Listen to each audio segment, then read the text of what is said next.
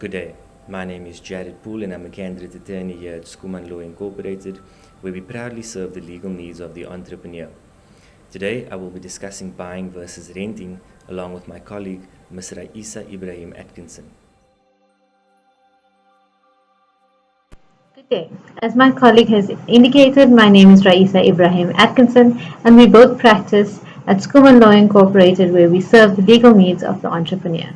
As part of our discussion today, we will be reviewing three aspects in buying versus renting, including the costs involved with each, the ownership and usage rights, as well as the renovation rights in each situation. In terms of buying, the costs involved would be the full purchase price agreed upon between the buyer and the seller, as well as any transfer duty and transfer costs and conveyancing fees that are due to the attorney that is handling the transfer. As the seller, in order to have your property sold, you also need certain certificates of compliance, which includes beetle certificates, electrical certificates, and plumbing certificates.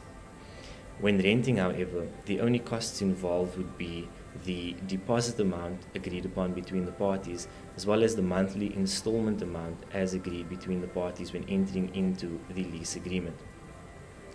In terms of the usage and ownership rights, when transferring a property or when buying a property, the purchaser then obtains full ownership rights and can operate and use the property as they please within the confines of the law.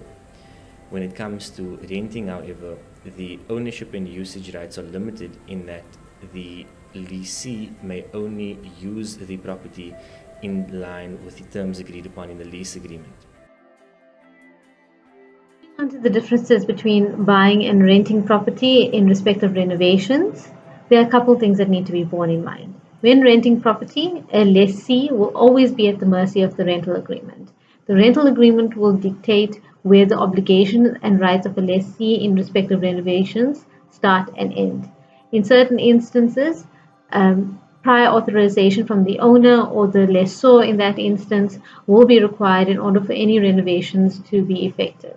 The agreement will also indicate where ownership rights lay in respect of any renovations made to the agreement.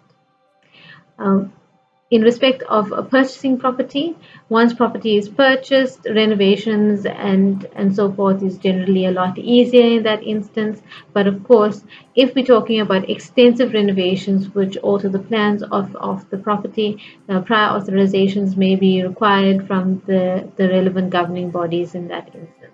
Thank you for joining us today. We hope that this video was useful. Please feel free to like, share and comment in the box below.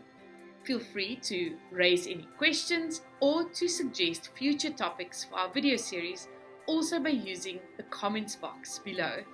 Should you want to stay up to date with the latest legal developments, do subscribe to our YouTube channel, and for more information or for assistance, go to www.skumanlaw.co.za, where you'll find a range of free blog posts and articles on various legal topics, where you can subscribe to our free monthly newsletter, and do not miss our next workshop or webinars that are upcoming on various legal topics.